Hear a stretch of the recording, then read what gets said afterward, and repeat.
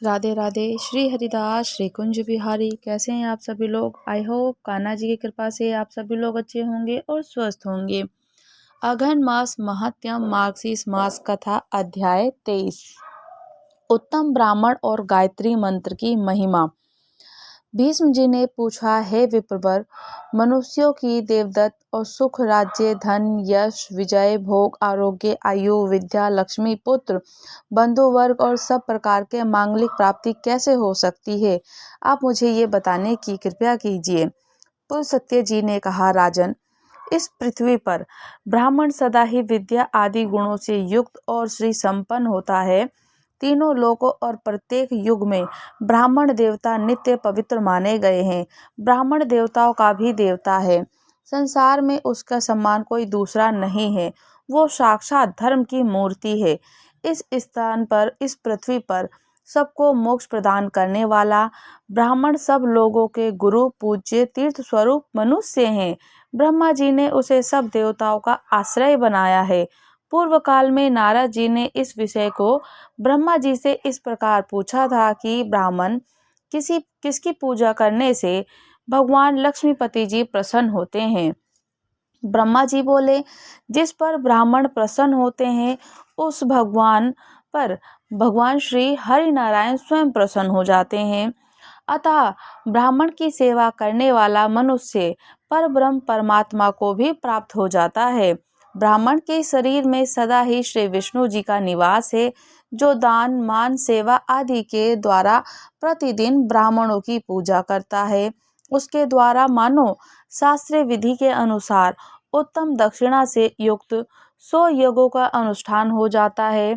जिसके घर पर आया हुआ धन ब्राह्मण निराश नहीं लौटता, विद्यमान उसको संपूर्ण पाप का नाश हो जाता है और वह अक्षय स्वर्ग को प्राप्त हो जाता है।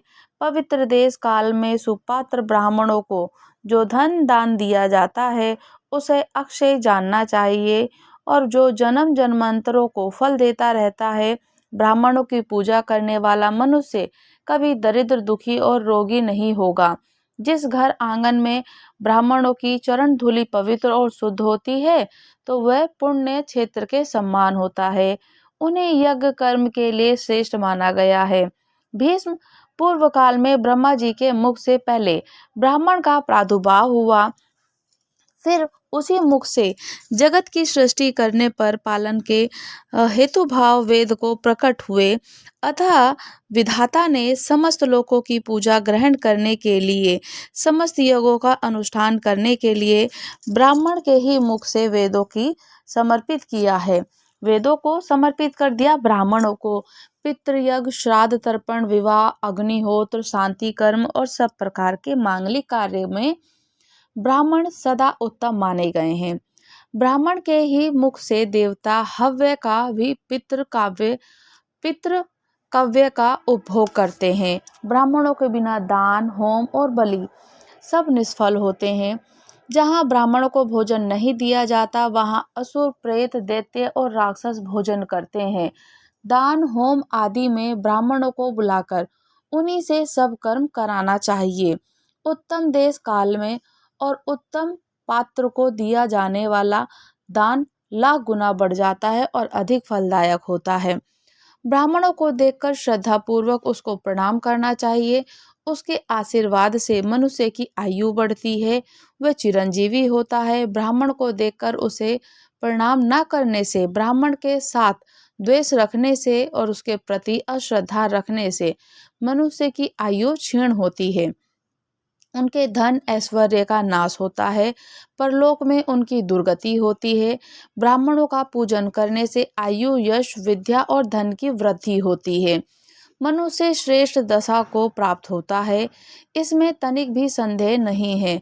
जिन घरों में ब्राह्मण के चरणों का कीच नहीं होता और जहाँ वेद और शास्त्रों की ध्वनि नहीं होती, जो ये तर्पण और ब्राह्मणों के आशीर्वाद से वंचित रहते हैं, वह शमशान के समान है। नारद जी ने पूछा, पिताजी, कौन ब्राह्मण अत्यंत पूजनीय है? ब्राह्मण और गुरु के लक्षण का यथावतार्थ वर्णन कीजिए। ब्रह्मा जी ने कहा, जो कि सदाचारी और ब्राह्मण की नित्य पूजा करनी चाहिए। जो उत्तम व्रत का पालन करने वाला हो, पापों से मुक्त हो, जो मनुष्य तीर्थ स्वरूप है, उस उत्तम त्रिलोकी युग में और त्रिलोकी कुल में उत्पन्न होकर भी जो वैदिक कर्म का अनुष्ठान नहीं करता वह पूजित नहीं होता। जो कि क्षेत्र यानी मातृकुल में जन्म को लेकर भी जो वेदन अनुकूल के कर्म करता है वो पूजा के योग्य है। जैसे महर्षि वेदव्यास और ऋषि विश्वामित्र श्रृंगी क्षेत्र के क्षत्रिय कुल में उत्पन्न होते हैं तो भी अपने सत्कर्मों के कारण मेरे वे सम्मान जान पड़ते हैं। इसलिए बेटा तुम पृथ्वी के तीर्थ स्वरूप श्रोत्रिय आदि ब्राह्मणों के लक्षण सुनो।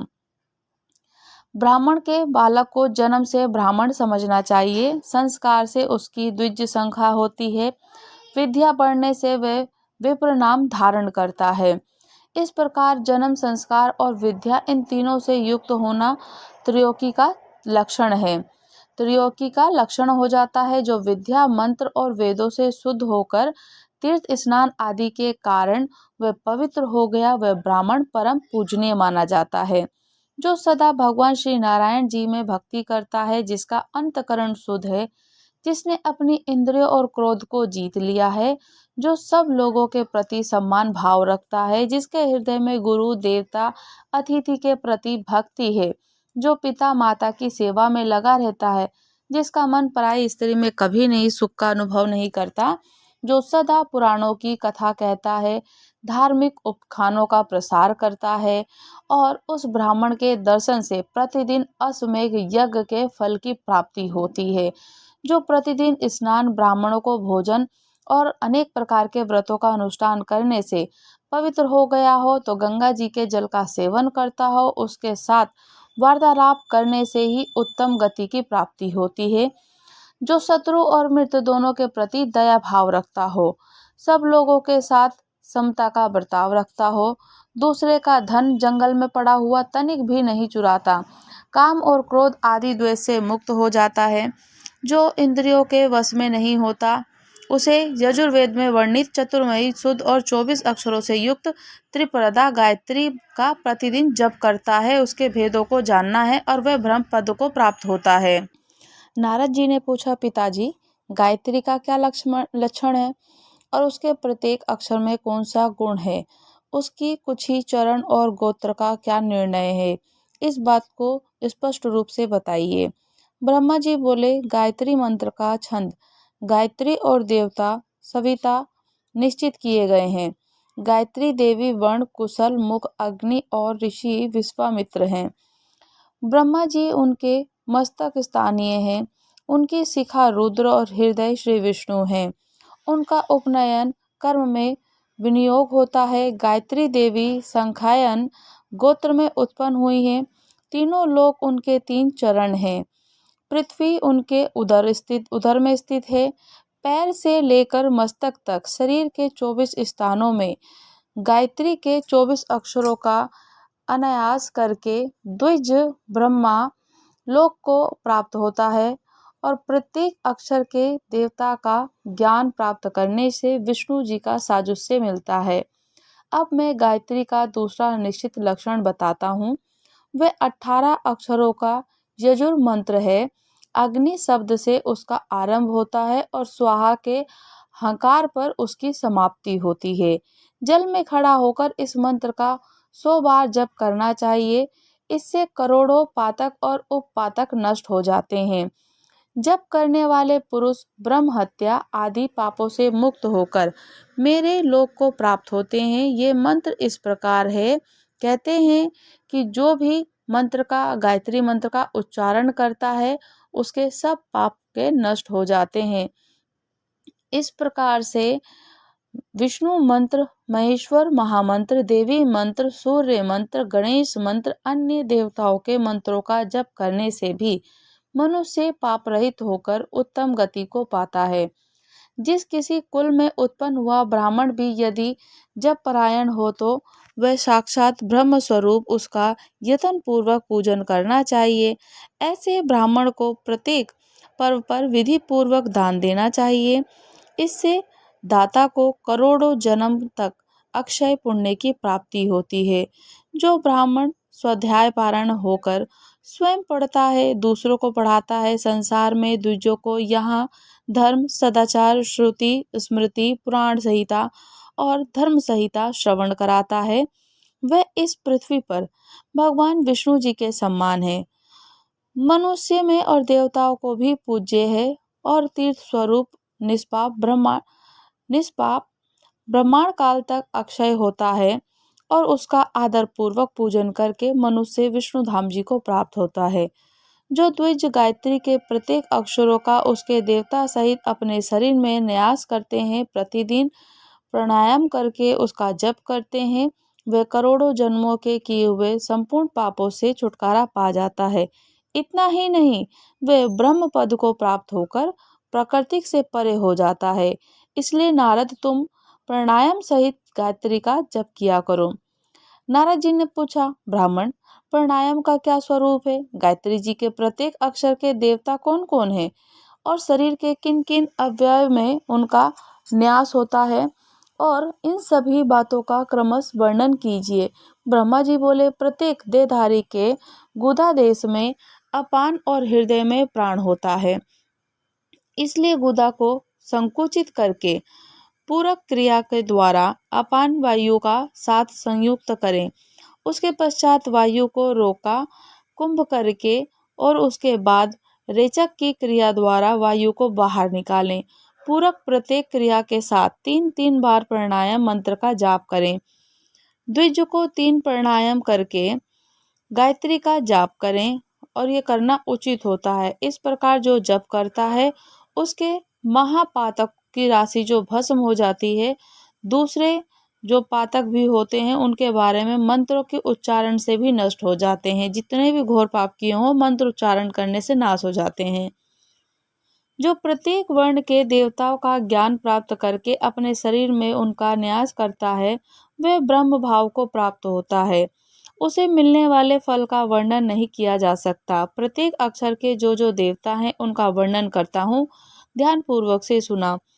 अक्षरों का जप करने से दूसरे को फिर जन्म नहीं लेना पड़ता है। प्रथम अक्षर देवता अग्नि, दूसरे के वायु, तीसरे के सूर्य, चौथे के वियत यानी आकाश, पांचवे के यमराज, छठे के वरुण, सातवें के बृहस्पति, आठवें के पर्जन्य, नौवें के इंद्र, 10वें के गंधर्व, 11वां का पूषा यानी 12वां के मित्र, 13वें के त्वष्टा, 14वां के वसु, 15 के मेरुदंड, 16 के सोम, 17वें के अंगिरा, 18वां के विश्वदेव, 19 के अश्वनी कुमार, 20वें के प्रजापति, 21 के संपूर्ण देवता, 22 के रुद्र, 23 के ब्रह्मा और 24 के श्री विष्णु। इस प्रकार 24 अक्षरों से ये 24 देवता माने गए हैं।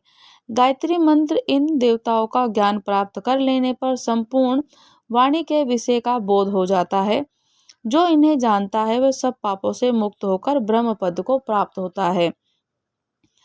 विज्ञ पुरुष को चाहिए कि अपने शरीर के पैर से लेकर सिर तक 24 स्थानों में पहले गायत्री के अक्षरों को गायत्री मंत्र का उच्चारण करे और पैर के अंगूठे से गुल्फ यानी कि घुट्टी से वह दोनों पिंडलियों में अनेक प्रकार से उनका उच्चारण करता रहे। उच्चारण करके श्री गायत्री मंत्र का उच्चारण करें। कहते हैं कि उच्चारण करने से, गायत्री मंत्र को जपने से, गायत्री मंत्र को पढ़ने से, गायत्री मंत्र को सुनाने से हमारे हर प्रकार के, सब प्रकार के जितने पाप होते हैं, कष्ट होते हैं, रोग होते हैं, सब मिट जाते हैं। और वह मानो चारों वेदों का, योगों का, तीनों का, जैसे कि योग वाचिक, अपांसिक, मानसिक जपा ज्ञान रखता है। जो इस गायत्री को नहीं जानते, गायत्री मंत्र को नहीं जानते, वह शूद्र से भी अधम माना गया है। उस अपवित्र ब्राह्मण को पितरों के निमित्त किए हुए पावन श्राद्ध का दान नहीं देना चाहिए। उसे कोई भी तीर्थ स्नान का फल नहीं देना चाहिए। उसका किया हुआ समस्त शुभ कर्म निष्फल हो जाता है। जो ब्राह्मणों को दान कर्म नहीं करते, उसकी विद्या, धन, संपत्ति, उत्तम जन्म, द्विज तत्व पुण्य के करने के कारण ये सब कुछ मिलता है, वह भी व्यर्थ होता है। ठीक उसी तरह जैसे कोई पवित्र पुष्प किसी गंदे स्थान में पड़ जाने पर काम में लेने योग्य नहीं रह जाता, तो मैंने पूर्व काल में चारों वेद और गायत्री की तुलना की थी।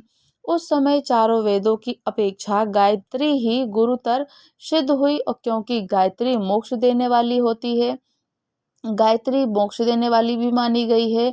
गायत्री 10 बार जपने से, वर्तमान जन्म के 100 बार जपने से, पिछले जन्म से लेके 1000 बार जपने तक तीनों युगों के पाप नष्ट हो जाते हैं।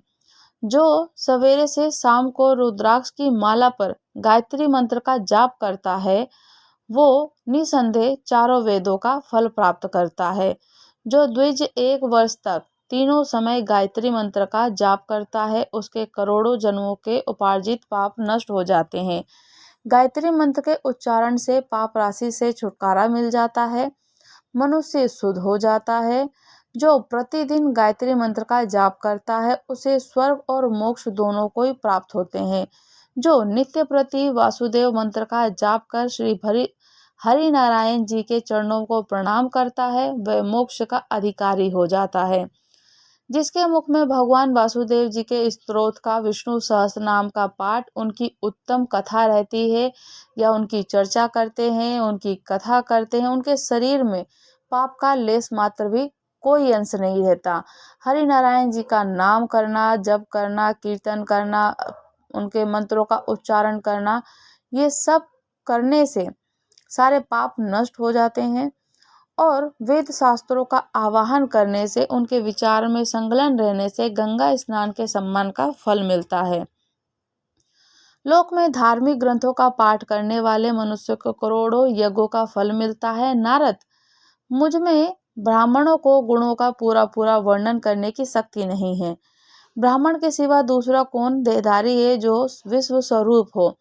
ब्राह्मण श्री हरि जी का मूर्तिमान विग्रह है। उसके शाप से विनाश होता है और वरदान देने से आयु, विद्या, यश, धन और सब प्रकार की संपत्तियां प्राप्त हो जाती हैं। ब्राह्मण के ही प्रसाद से भगवान श्री हरि नारायण सदा ब्राह्मण्य कहलाते हैं। जो ब्राह्मण्य यानी कि ब्रह्मवेणों को प्रति अनुराग रखने वाले देव हैं, जो कि गाय और ब्राह्मणों के हितकारी हैं, संसार की भलाई रखने वाले, भलाई करने वाले, उस गोविंद श्री कृष्ण जी को बारंबार प्रणाम है। जो सदा गायत्री मंत्र का उच्चारण करता है, श्री हरि मंत्र का उच्चारण करता है, विष्णु सहस्रनाम का उच्चारण करता है, श्री हरि नारायण जी का पूजन करता है, उसके ऊपर भगवान जी प्रसन्न होते हैं और वे विष्णु जी का साजुष्य प्राप्त करके विष्णु धाम को ही जाते हैं।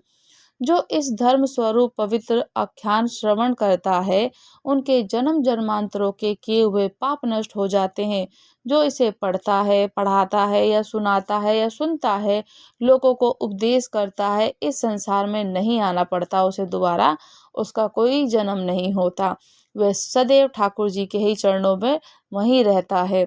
वह इस लोक में धन धान्य, राज, चित्त, भोग, आरोग्य, उत्तम पुत्र, शुभ कीर्ति को प्राप्त करता है, ठाकुर जी को धाम जाता है।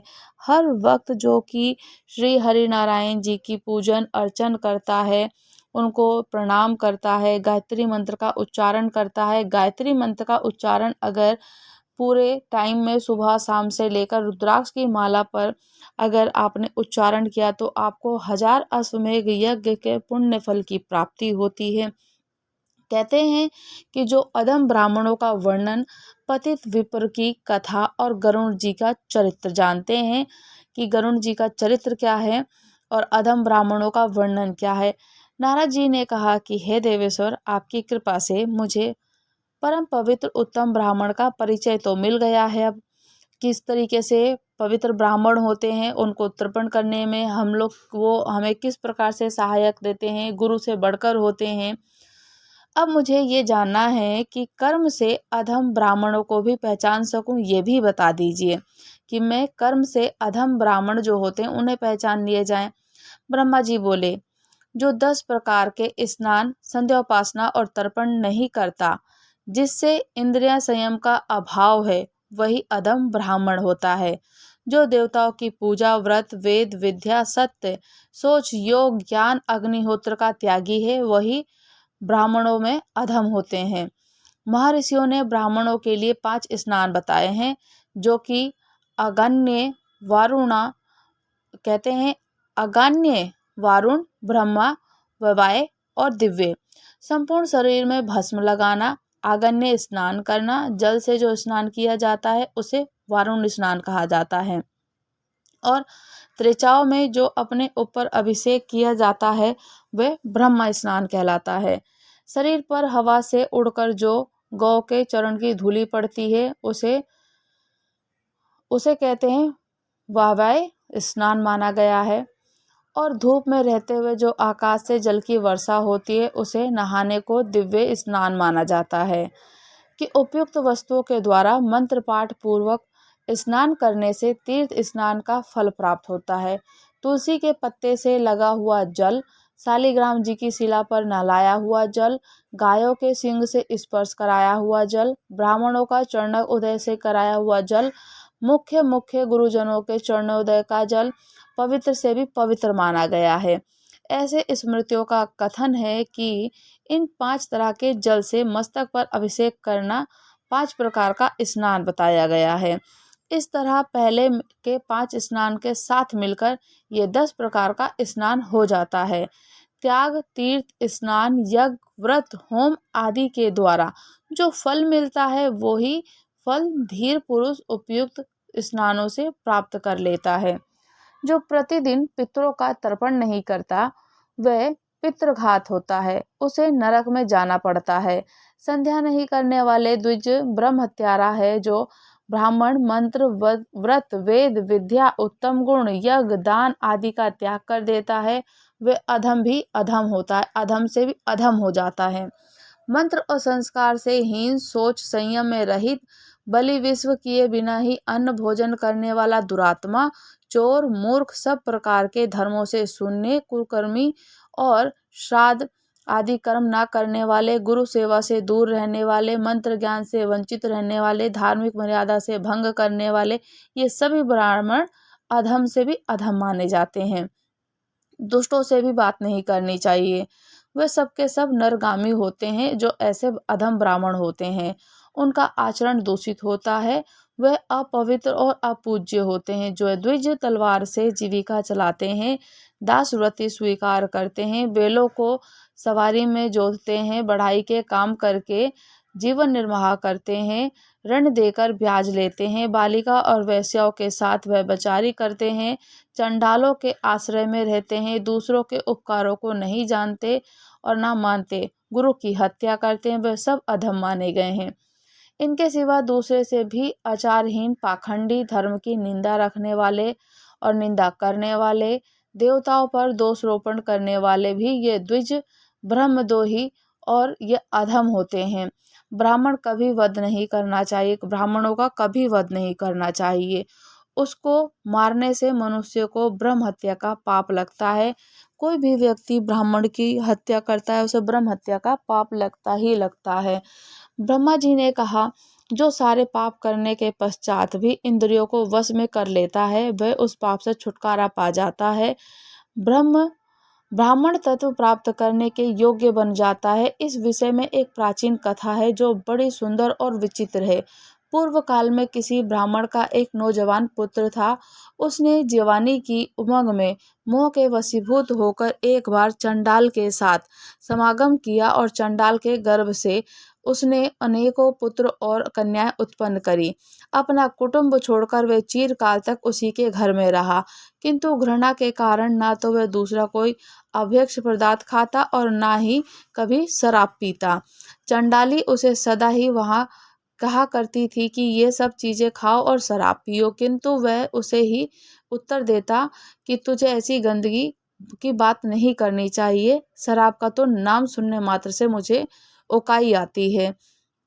एक दिन की बात है, वह थका मांदा होने के कारण दिन में भी घर पर ही सो रहा था। चंडाली ने शराब उठाई और हंसकर उसके मुंह में डाल दी। मदिरा का बूंद पड़ते ही उस ब्राह्मण के मुख से अग्नि प्रज्वलित हो उठी। उसकी ज्वाला ने फैलकर कुटुंब सहित चंडालों को जलाकर भस्म कर दिया। उसके घर में भी फूंक डाला, उसके अपने ही घर को फूंक डाला। उस समय वह ब्राह्मण हाय हाय करता हुआ उठा और बिलख बिलख कर रोने लगा। विलाप के बाद उसने पूछना आरंभ किया, कहाँ से आग प्रकट हुई और कैसे मेरा घर जला। तब आकाशवाणी ने उससे कहा कि तुम्हारे ब्रह्म तेज ने चंडाली के घर में आग लगा दी। इसके बाद उसने ब्राह्मण के मुख में श्राप डालने आदि की ठीक ठीक वृतांत कह सुनाया। ये सब सुनकर ब्राह्मण को बड़ा विस्मय हुआ। उसने इस विषय पर भलीभांति विचार करके अपने आप को उपदेश देने के लिए ये बात कही, तेरा तेज नष्ट हो गया, अब तू पुनः धर्म का आचरण कर। उसके पश्चात उस ब्राह्मण ने बड़े बड़े मुनियों के पास जाकर उनसे अपने हित की बात पूछी। मुनियों ने कहा, तू दान धर्म का आचरण कर, ब्राह्मण नियम और व्रतों के द्वारा सब पापों से छूट जाते हैं। तू भी अपनी पवित्रता के लिए शास्त्रों का नियमों का आचरण कर, चंद्रायण, कृच्छप, तत्कृच्छप, प्रजापत्य दिव्य व्रतों का बारंबार अनुष्ठान कर। ये व्रत समस्त दोषों का तत्काल शोषण कर लेता है और नाश कर देता है। तू पवित्र तीर्थों में जा और वहां भगवान विष्णु जी की आराधना कर। ऐसा करने से तेरे पाप शीघ्र ही नष्ट हो जाएंगे और पुण्य से भगवान श्री गोविंद जी के प्रभाव से पाप का क्षय होगा और ब्रह्म वैवर्त को प्राप्त होगा। इस विषय में हम तुझे एक प्राचीन इतिहास सुनाते हैं। पूर्व काल में विंतानंदन गरुण और जब अंडा फोड़कर बाहर निकले, तब नवजात शिशु की अवस्था में ही उन्हें आहार ग्रहण करने की इच्छा प्रकट हुई और वह भूख से व्याकुल होकर बोले, माँ, मुझे कुछ खाने को दे दो। पर्वत के समान शरीर वाले महाबली गरुण को देखकर परम सौभाग्यवती माता विंता मन में बड़ा हर्ष हुआ और वह अपने पुत्र से बोली, बेटा, मुझ में तेरी भूख मिटाने की शक्ति नहीं है। तेरे पिता धर्मात्मा कश्यप साक्षात ब्रह्मा जी के समान तेजस्वी हैं। वह सोन नदी के उत्तर तट पर तपस्या करते हैं। वहीं जा और अपने पिता से कुछ भोजन के विषय में परामर्श कर और उनसे कुछ मांग ले, तो उसने उनके उपदेश से तेरी भूख शांत हो जाएगी। ऋषि कहते हैं, माता की बात को सुनकर मन के समान वेग वाले महाबली गरुण एक ही मुहूर्त में पिता के समीप जा पहुंचे और वहां प्रज्वलित अग्नि के समान तेजस्वी अपने पिताजी मुनिवर कश्यप जी को देखकर उन्हें मस्तक झुकाकर प्रणाम किया। इस प्रकार कहा, प्रभु, मैं आपका पुत्र हूँ और आहार की इच्छा से आपके पास आया हूँ। भूख बहुत सता रही है, कृपया करके मुझे कुछ भोजन दीजिए। कश्यप जी ने कहा, उधर समुद्र के किनारे विशाल हाथी और कछुआ रहते हैं। वे दोनों बहुत बड़े जीव हैं, उनमें अपार बल है। वे एक दूसरे को मारने की घाल में रहते हैं और लगे रहते हैं। तो शीघ्र ही उनके पास जा, उनसे तेरी भूख मिट सकती है। पक्की बात सुनकर महान वेगशाली और विशाल आकार वाले गरुण उड़कर वहां गए। उन दोनों को नखों से वधिपर्ण करके चोंच और पंजों में लेकर उनके समान विद्युत के समान आकाश में उड़ गए। और उस समय मंदरांचल आदि पर्वत उन्होंने धारण नहीं कर पाते थे। तब वे वायु वेग से 2 लाख योजन आगे जाकर एक जामुन के वृक्ष को बहुत बड़ी शाखा पर बैठ गए और उस शाखा पर बैठे उनका पंजा रखते ही वह शाखा सहसा खुद ही टूट गया जामुन का। उसे गिरते देख महाबली पक्षीराज गरुण गौ और ब्राह्मणों के वध के भाव से तुरंत पकड़ लिया और फिर बड़े वेग से आकाश में उड़ने लगे। उन्हें बहुत देर में आकाश से मंडराते हुए देख भगवान विष्णु स्वयं मनुष्य का रूप धारण कर आ गए उसके पास और बोले कि पक्षीराज, तुम कौन हो और किस लिए ये विशाल शाखा, ये महान हाथी और कछुआ लिए आकाश में घूम रहे हो। उनके इस प्रकार पूछने पर पक्षीराज गरुण ने कहा कि नर रूपधारी श्री नारायण से कहा कि मैं गरुण हूँ, अपने कर्म के अनुसार मुझे पक्षी होना पड़ा। मैं कश्यप मुनि का पुत्र हूँ और मैं माता विंता के गर्भ से मेरा जन्म हुआ है। देखिए, इन बड़े बड़े जीवों को मैंने खाने के लिए पकड़ रखा है। वृक्ष और पर्वत कोई भी मुझे धारण नहीं कर पाते। अनेकों योजन उड़ने के बाद भी मैं एक विशाल जामुन का वृक्ष देखकर उन दोनों को खाने के लिए उस पर खाने के लिए बैठा, किंतु मेरे बैठते ही वह सहसा टूट गई। वहां की लताएं टूट गई, झाड़ी टूट गई। सहस्त्रों ब्राह्मणों और गायों के यथा के डर से इसको भी मैं लेकर के डोल रहा हूँ कि ये कहीं इनका वध ना हो जाता तो ये मर जाती गायें और सहस्त्रों ब्राह्मण। अब मेरे मन में बड़ा विषाद हो रहा है कि मैं क्या करूं, कहाँ जाऊं और कौन मेरा वेग सहन करेगा। विष्णु जी बोले, अच्छा, मेरी बाह पर बैठकर तुम इन दोनों हाथी और कछुए को खाओ। गरुड़ ने कहा, बड़े बड़े पर्वत भी मुझे धारण करने में असमर्थ हो रहे हैं, और फिर तुम मुझ जैसे महाबली पक्षु गरुड़ को बोल रहे हो कि मेरी बाजुओं पर बैठ कर के ये अपना भोजन ग्रहण करो। महाबली पक्षु कैसे धारण कर सकोगे आप? पक्षी को कैसे धारण कर सकोगे? भगवान नारायण जी के सिवा दूसरा कौन है जो मुझे धारण कर सके? तीनों लोकों में कौन ऐसा पुरुष है जो मेरा भार सह लेगा? विष्णु जी बोले, पक्षीराज श्रेष्ठ, बुद्धिमान पुरुष को अपना कार्य सिद्ध करना चाहिए।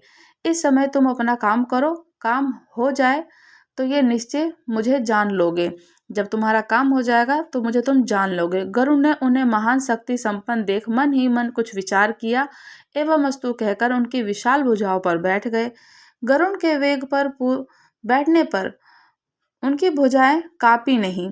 वहां बैठकर गरुड़ ने उन शिखाओं को पर्वत के शिखा पर डाल दिया और हाथी और कछुए का भक्षण किया। विष्णु जी बोले, तुम कौन हो? उसके बाद गरुड़राज बोलता है विष्णु जी से, कौन हो? इस समय तुम्हारा कौन सा प्रिय कार्य करूं? विष्णु जी ने कहा, मुझे नारायण समझो, मैं तुम्हारा प्रिय करने के लिए ही आया हूँ। भगवान विष्णु जी कहते हैं कि मुझे नारायण ही समझो और मैं तुम्हारा प्रिय करने के लिए ही आया हूँ।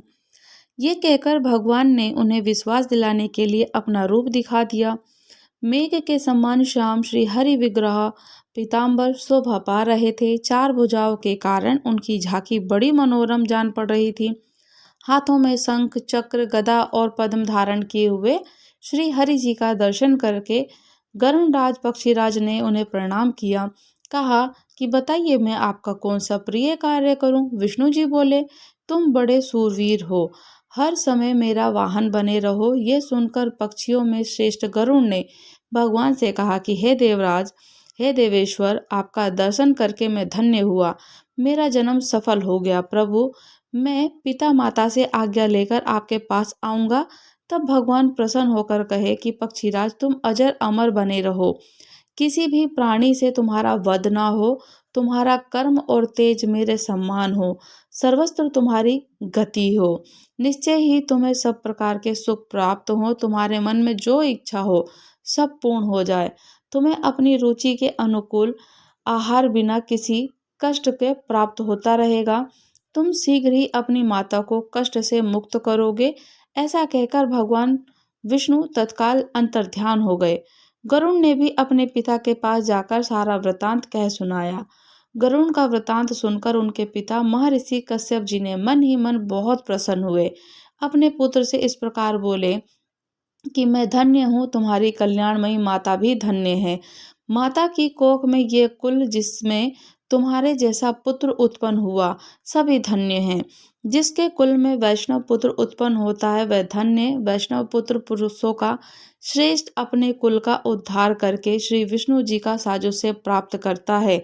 जो प्रतिदिन विष्णु जी की पूजा करता है, भगवान विष्णु जी का ध्यान करता है, उन्हीं के यश को गाता है, सदा उनके मंत्रों को जपता है, विष्णु जी के स्तोत्र का पाठ करता है, उनका प्रसाद पाता है, एकादशी के दिन उपवास करता है, वे सब पापों का क्षय हो जाने के निसंदेह मुक्त हो जाता है और हरि नारायण जी को ही प्राप्त होता है। जिसके हृदय में सदा ही गोविंद विराजते हैं वह नर श्रेष्ठ विष्णु लोक में प्रतिष्ठित होते हैं। जल में पवित्र स्थान में, उत्तम पथ पर, गौ में, ब्राह्मणों में, स्वर्ग में, ब्रह्मा जी के भवन में, पवित्र पुरुष के घर में सदा ही भगवान विष्णु विराजमान रहते हैं। इन सब स्थानों में जो भगवान का जप और चिंतन करता है वह अपने पुण्य के द्वारा पुरुषों में श्रेष्ठ होता है और सबका पाप क्षय हो जाता है। जैसे भगवान विष्णु जी का किंकर होता है वैसे ही सारूप्य प्राप्त कर लेता है। वही मानव संसार में धन्य है। बड़े बड़े देवता जिनकी पूजा करते हैं, जो इस जगत के स्वामी नित्य अच्युत अविनाशी भव भगवान विष्णु जी के ऊपर प्रसन्न हो जाए, वही पुरुषों में श्रेष्ठ।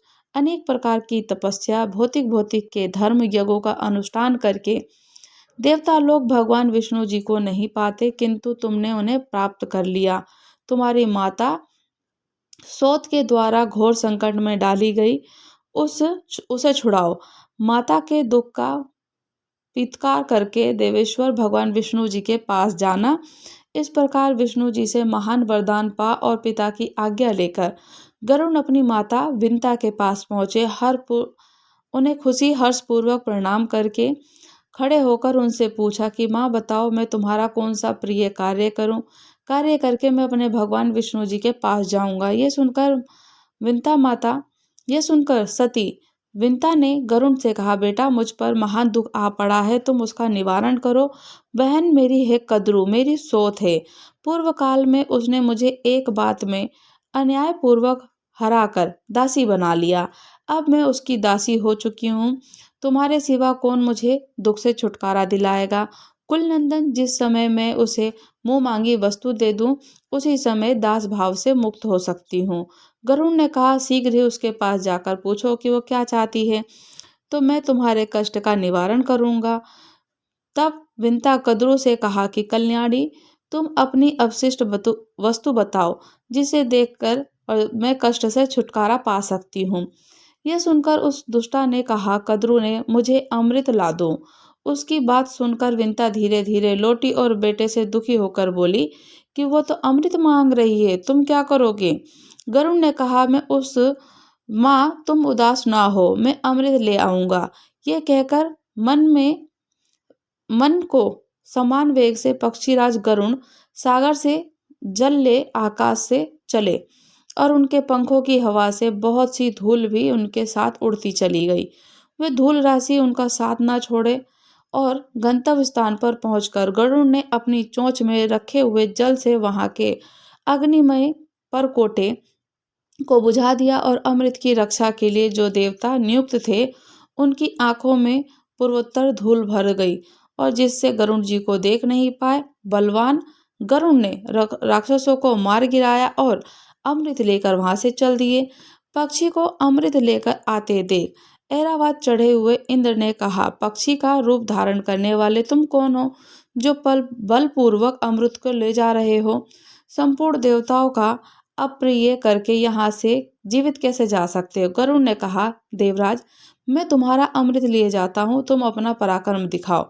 ये सुनकर महाबाहु इंद्र ने गरुड़ पर तीखे बाणों की वर्षा कर दी, मानो मेरुगिरी के शिखर पर मेघ की जल की धाराएं बरसा रही हों। गरुड़ ने अपने वज्र के समान तीखे नखों से ऐरावत हाथी को विदर्पण कर डाला और मालती सहित रथ चक्कों को हानि पहुंचाकर अग्रगामी देवता भी घायल हो गए। तब इंद्र ने कुपित होकर उनके ऊपर वज्र का प्रहार किया। वज्र की चोट खाकर महापक्षी गरुड़ विचलित नहीं हुए, वे बड़े वेग से भूतल की ओर चले। तब इंद्र ने सब देवताओं को आगे स्थित कहा, निष्पाप गरुड़, यदि तुम नाग माता को इस समय अमृत दे दोगे तो सारे सांप अमर हो जाएंगे। यदि तुम्हारी सम्मति हो तो इस अमृत को वहां से हर लाऊंगा। अगर तुम्हारे अमृत को वहां से हर लाऊंगा, ऐसे कहते हैं। तो गरुड़ बोले, मेरी साध्वी माता विंता दास भाव के कारण बहुत दुखी है। जिस समय वह दास अपने मुक्त हो जाएगी, दासपन से मुक्त हो जाएगी, सब लोग इस बात को जान ले, उस समय तुम अमृत को हर लेना। मैं ये कहकर महाबली गरुड़ माता के पास से जाकर बोले कि मैं अमृत ले आया हूँ, इसे नाग माता को दे दो। अमृत सहित पुत्र को आया देख विंता का हृदय हर्ष से खिल उठा। उसने कटु को बुलाकर अमृत दे दिया, कुद्रू को बुलाया और अमृत दे दिया। स्वयं दासी भाव से मुक्त हो गई। इसी बीच में इंद्र ने सहसा पहुंचकर अमृत का घड़ा चुरा लिया और वहां से विष का पात्र रख दिया। उन्हें ऐसा करते कोई देख ना सका। कद्रू मन ही बहुत प्रसन्न हुई मन में और उसने देखा कि उसके पुत्र ने वेग पूर्वक बुलाया और उनके मुख में अमृत जैसा दिखाई देने वाला विष दे दिया। नाग माता ने पुत्र से कहा, तुम्हारे कुल में होने वाले सभी सर्पों को मुख में अमृत की बूंदें निरंतर निरंतर उत्पन्न होती रहे। तुम लोग इनसे सदा संतुष्ट रहो। इसके कारण गरुड़ अपने माता पिता से वार्तालाप करके देवताओं की पूजा करके अविनाशी भगवान विष्णु जी के पास चले गए। जो गरुड़ के इस उत्तम चरित्र का पाठ या श्रवण भी कर लेता है, वो सब पापों से मुक्त होकर देवलोक में प्रतिष्ठित हो जाता है। ब्रह्मा जी कहते हैं कि ऋषियों के मुख से ये उपदेश सुनकर, गरुड़ का प्रसंग सुनकर वे पतित ब्राह्मण अनेक प्रकार के पुण्य कर्मों का अनुष्ठान करके पुनः ब्राह्मण तत्व को प्राप्त करता है और तीव्र तपस्या करके स्वर्गलोक में चला जाता है। स्वर्गलोक में सदाचारी मनुष्य का पाप प्रतिदिन क्षीण होता है और दुराचारी का पुण्य सदा नष्ट होता रहता है। अनाचार से पतित हुआ ब्राह्मण भी यदि फिर सदाचार सेवन करे तो वे देवदत्त को प्राप्त होता है। द्विज प्राणों के कंठगत होने पर भी सदाचार का त्याग नहीं करते। नारद, तुम भी मन, वाणी और शरीर क्रियाओं के द्वारा सदाचार का पालन करो। जो भी मार्गशीर्ष में, कार्तिक में, वैशाख में, माघ में ठाकुर हरि नारायण जी की पूजन करता है, कथा पढ़ता है, विष्णु सहस्रनाम का पाठ करता है या ठाकुर जी के मंत्रों का उच्चारण करता है, पूजन करता है, उनकी सेवा करता है, दीपदान करता है, अर्चन करता है, उनको वस्त्रों की सेवा करता है, तो पुण्य फल की प्राप्ति होती है, अपने मनोवांछित फल की प्राप्ति होती है, अंत में भोग और मोक्ष की प्राप्ति होती है, बैकुंठ धाम को जाते हैं। अगन मास महत्यम मार्गशीर्ष मास कथा अध्याय 23 समाप्त हुआ। राधे राधे। श्री हरिदास श्री कुंज बिहारी। अगर आप लोग हमारे चैनल पर नए हैं, चैनल को लाइक, शेयर, सब्सक्राइब करना बिल्कुल ना भूलें और मुझे कमेंट्स करके ज़रूर बताइएगा कि आपको कथा कैसी लगी। राधे।